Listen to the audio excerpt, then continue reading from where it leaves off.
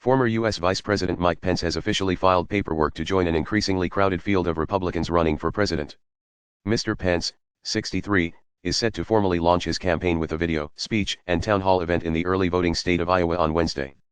The move pits him against Donald Trump, the man he served in the White House for 4 years from 2017 to 21.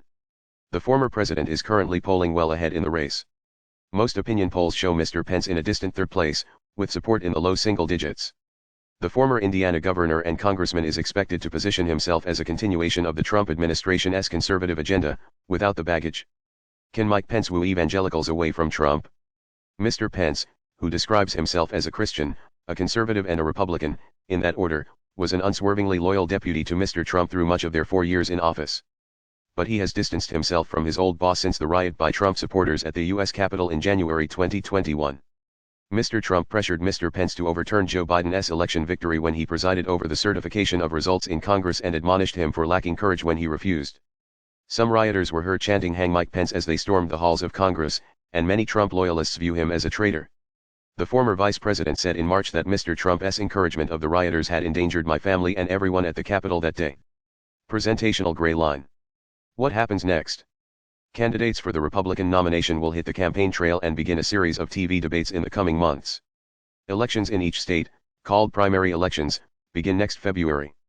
The person with the most support will be crowned at the Republican convention in summer 2024. The winner of the nomination looks likely to face Democrat Joe Biden in the general election in November 2024. Who are the Republican hopefuls not named Trump? Presentational gray line. Mr. Pence has spent months laying the groundwork for his run and is banking on a strong performance in Iowa.